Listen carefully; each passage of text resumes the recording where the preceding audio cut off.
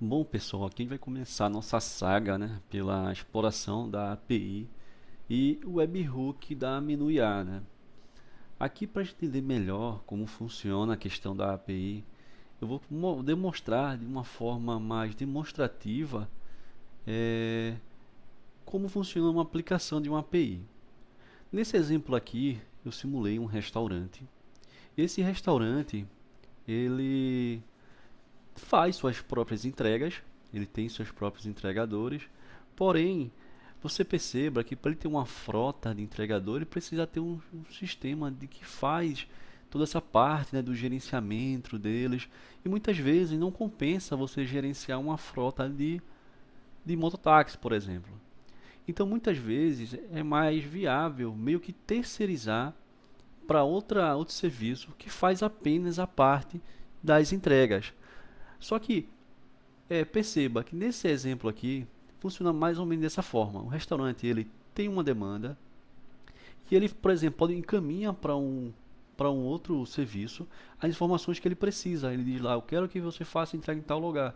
Então, o sistema através da informação que ele recebeu, ele faz a ação que deve ocorrer, no caso o evento, né? Então, para você entender melhor essa parte aqui da parte um, vamos mostrar aqui como funciona isso na prática em relação aos servidores, né?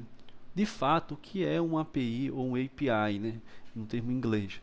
Aqui a API ela funciona como uma solicitação que é enviada do teu servidor para um outro servidor. No caso aqui seria a menu IA, né?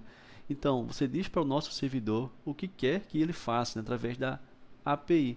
Então você pode solicitar ao nosso servidor, por exemplo, que envie uma mensagem, né? Quando chegar uma mensagem em teu servidor, vamos só fazer um exemplo aqui. Vamos dizer que você é um restaurante, por exemplo, e recebeu um pedido aqui no teu servidor.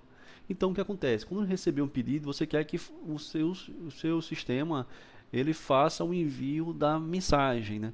Então através da API você consegue fazer esse recurso. Quando um pedido chega, você fala para o nosso servidor, que no caso é seguindo essa rota aqui em cima, e ele vai falar para o nosso servidor para ele enviar a mensagem. E após ele enviar a mensagem, ele retorna essa informação para o teu servidor de volta, dizendo se a mensagem foi entregue com sucesso e esse tipo de informação.